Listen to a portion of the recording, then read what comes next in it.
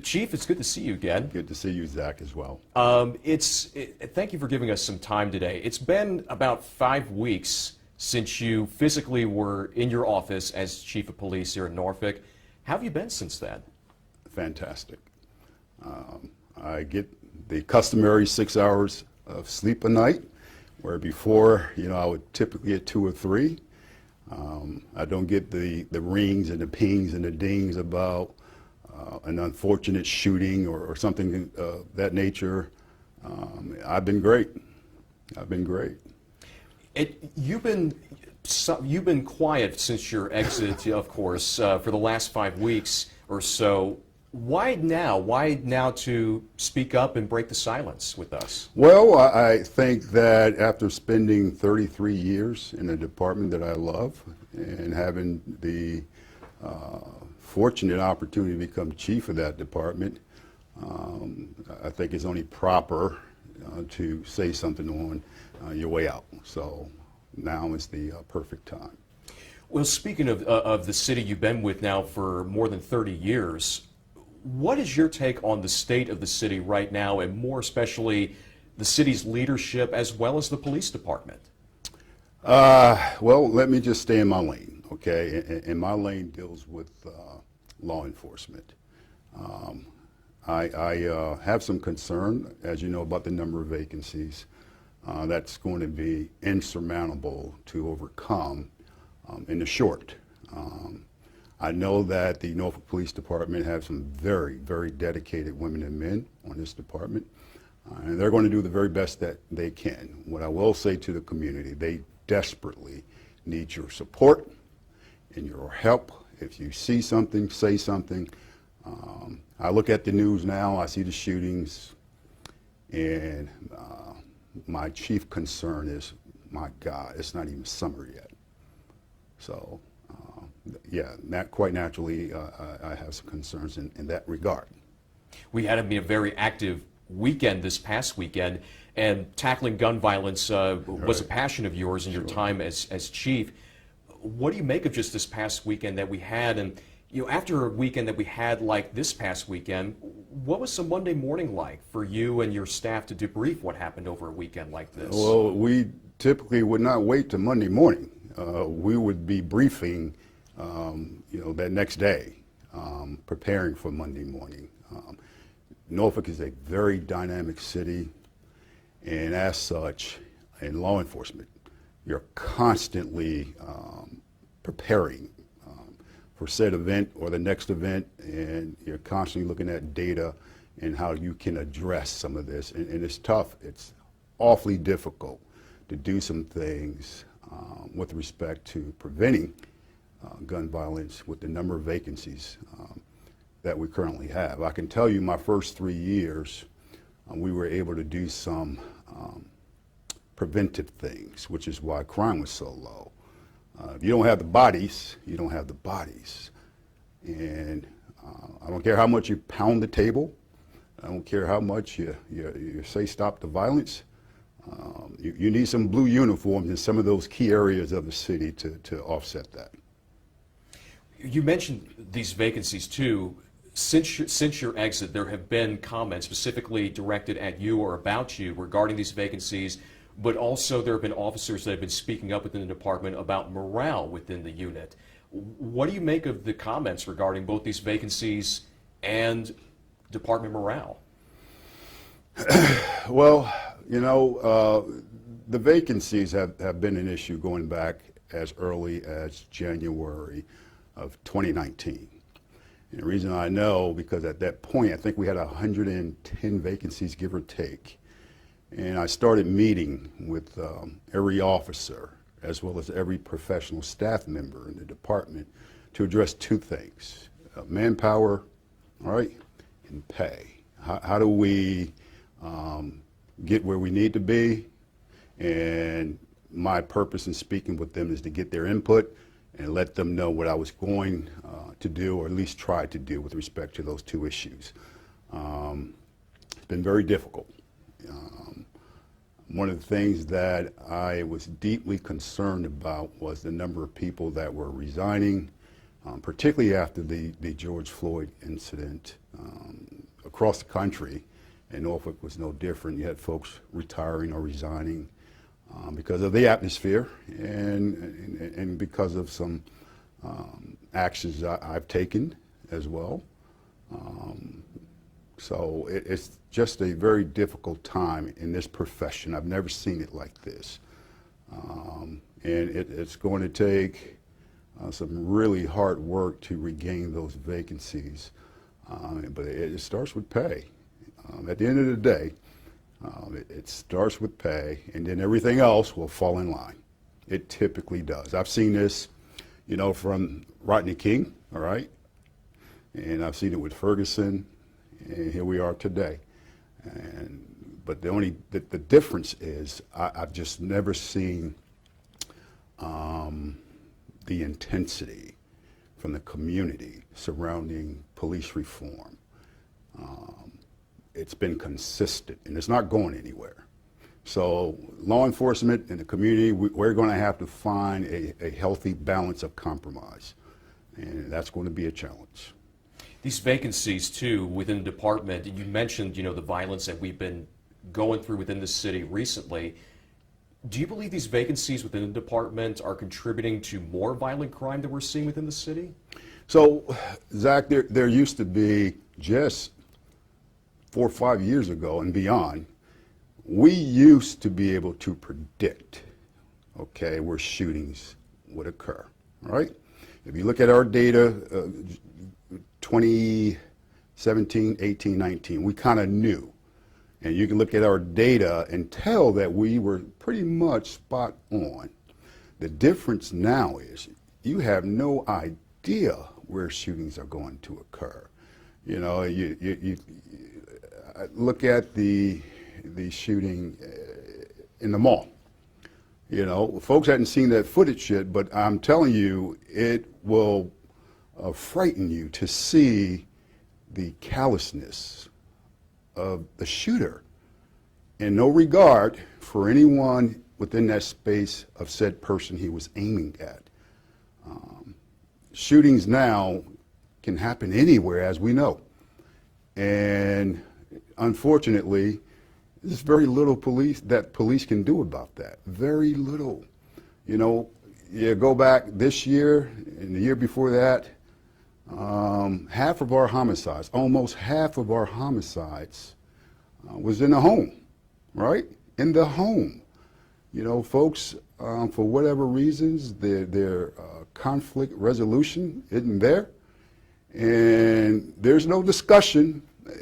People are just pulling out guns and shooting, and it's scary.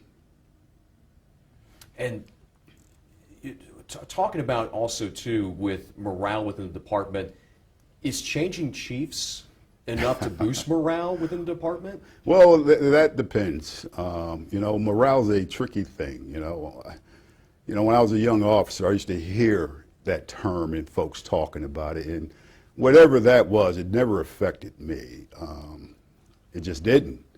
I'm not minimizing it because it's real. It's a real perception. It's a real reality for some officers. You know, morale can be impacted by pay, right? Manpower shortages, new philosophies that one may not agree with, promotions, transfers. It's a whole hot bowl of soup when you get down to it when it comes to morale, because it impacts each individually differently than one would know. I can tell you this, in any department across the nation, they're dealing with the same issues that the Norfolk Police Department is dealing with, morale. You know, that's one of the things that's always rises to the surface, and I've heard that talk as long as I've been on the police department. You mentioned also, too, going back to just the recent violence, I mean, what would you say to the city council, the mayor, city council members, the city manager, whoever this new incoming chief will be, to get a handle on what's been happening lately here in the city? I think you are seeing some of the things I said years ago. being implemented now. And I'll just leave it at that. I know we talked about this outside of this interview, but we have to ask the question, Sure. is there anything that you could say regarding your exit from the city? I'm retired. I've retired. Nothing about the circumstances or anything like that? You know, Zach, I've been in this profession a minute, and I think you know my personality. I try not to let anybody muscle me into doing something I don't want to do. I've retired. Looking at the crime that's been happening lately, the crime issue within the city, do you feel you were the scapegoat for the city's crime problem? Well, you know, Norfolk has always had challenges with respect to crime.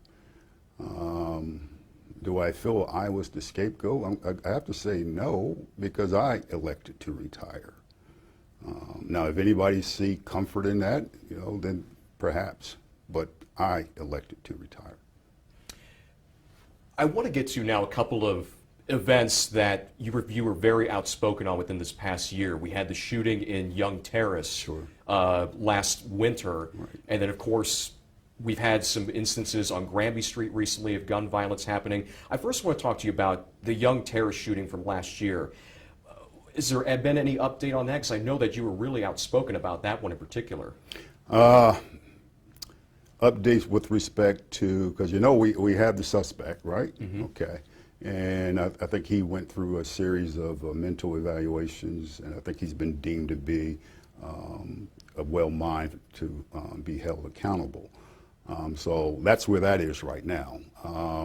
With respect to what's gone on with the folks that live in that environment, with respect to what have we've done to address some of the things such as PTSD that they may be suffering from, I'm not aware of that. I know that NRHA has something in place where folks could go if they were struggling with that event. I got to tell you, that particular event was very traumatic to look at. You know, that was one of the first time I saw some of our officers actually affected by it. You know, so I instructed them to get counseling as well. It was an awful incident to see those women in close proximity, laid out, and you know, just yards away, little kids looking on. That's an incident I'll never forget, and it impacted me in such a fashion I wanted to speak truth to it. Now I know I offended some people, but it's a bit frustrating tiptoeing. And at some point, you don't want to tiptoe anymore. You want to call balls and strikes. And sometimes that may upset people, but I got to be able to feel good about myself. I have to be able to feel as though I was authentic, and I have to be able to feel as though that the people see me for what I truly am, and that is that I care. And you know, a lot of folks gave me a hard time for being visible. But God damn it, what is a police chief supposed to be during moments of crisis? If I'm going to show up to ribbon cuttings, groundbreakings, why wouldn't I show up to some of the most traumatic things in our city? I should be there. Why do you feel a chief should show themselves at like you did at these types of events and do that? I think it sends a message to the community that you truly care. You know, you guys seen me enough to know that I'm not doing this to showboat. You know, I'm a manly man, and to cry at those scenes, it truly impacted me.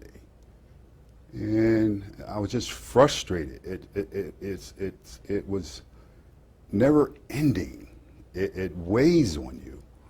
You know, it's only so much you can take of every night somebody being shot, and you feel so helpless. Yes, I retired. What about, because I know there was a lot of businesses, folks in the community after the shooting on Granby Street, the Sierra Jenkins shooting. What do you think needs to be done to address crime specifically on Granby Street and in downtown where a lot of people go? I think the city has taken some good steps, some large steps into addressing that. In fact, that was one of the last plans I submitted before retiring. The plan is currently in place now. And that's about, was that regarding the cameras downtown? The cameras, the strategic positioning of officers, the strategic positioning of marked vehicles.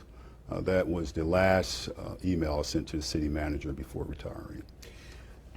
As we mentioned, earlier, you've more than 30 years with the department, about 6 years as the chief of police here in Norfolk.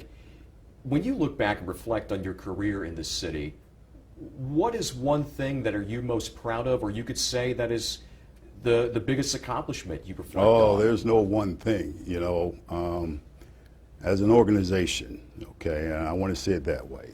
As an organization, we have done some tremendous things by way of crime prevention, by way of leadership, by way of promotions, by way of community outreach, a host of things, by way of transparency. These things were nationally highlighted as well as internationally highlighted. And I'm sure I'm forgetting some things, but I didn't do that by myself. I had a great team of people that bought into the vision, and we put it to work. So there's no one thing. I can say this, we've done a multitude of things for the first time, whether it's first time for the department or for the first time for a police department. And you talked about the police department too, the state of that, and the message too that you have to whoever your successor is going to be.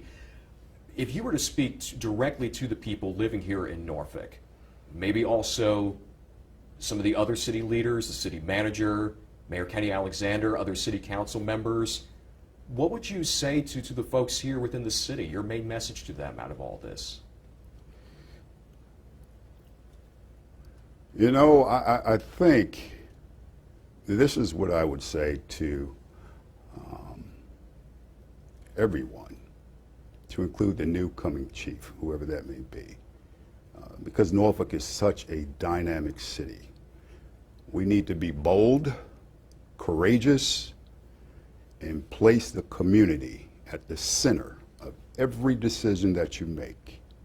And in addition to that, this is specifically for said police chief, explain to the rank and file why that is necessary. Explain to them why it's necessary. Because a lot of times, they don't always understand why we have to be so in tune with the community. So it's important that you continuously explain to them that we can't do this by ourselves, okay? And we need the community. How would you grade the last 6 years of working with the mayor, city council members, the city manager, to collaborate with trying to address violent crime in the city? I'm retired. No further comment from there. I'm retired. Okay. Let me say this though, okay? Some of the decisions in the last 6 months with respect to community violent crime interrupters, cameras, things of that nature, were some things that I suggested my very first year when crime was down. And it's good to see that those things are happening now because we really are going to need it. And you mentioned in the beginning, you've had some time to enjoy your retirement so far, a little bit of R&R. What's next for you, Chief Boone? Well, take some time, continue to take some time, and see what opportunities come my way. I've had some opportunities that's reached out to me, and you never know how these things will turn out, but I have a few things juggling, and we'll see where I land. Would you be open to going back into a similar position that you've had with another with another community, or maybe even something in a law enforcement position at a higher level, perhaps in the Commonwealth? It would have to fit my personality. You know, I think where I am most comfortable is an urban setting, okay? And I say that because I truly enjoy the conflict that comes with being in an urban setting. It requires you to be in the mix. It requires you to be standing out front, standing perpendicular to the floor. I'm an athlete, been an athlete my entire life, so I am used to being in front. And but at the same time, I want outcomes. Okay, I want outcomes, and I say that because I know some folks say, well, the chief is always on TV, or, you know, I don't ask to be. Things happen that require me to be. So that comes with the job. So you like being on the line of scrimmage constantly? I do not want to be on the sidelines. Put me at the 50-yard line for the world to see. Well, Chief, thank you very much again for this time. We do want to ask you, we've asked a lot of you, is there anything you'd like to touch on or to get out there yourself with us here today? I would like to say to the women and men of the Norfolk Police Department that it's been an honor and a privilege to be your chief. I would also like to say to the citizens of Norfolk, I'm going to miss you, and it's been truly an experience. I'm humbled, and I will take lessons learned from this great city to where else I may go. Bless you all. Thank you. Can I just? Oh yeah, sure. You know, if it's okay. Sure. Yeah. Yeah, like chief, I've always, seen you, as a man who is on the job for the right reasons. Is, the police service still in your heart? Oh, absolutely. I am a public servant, so to speak. I truly recognize the strength that this position holds and your ability to influence people's lives. I've seen it firsthand. But the only way you do that, you got to go to the people, okay? And when you go to the people, you have to be authentic. They know right away when you're faking it. So yes, it is still in my heart, but it has to be the right fit. Good question. Yes. All right.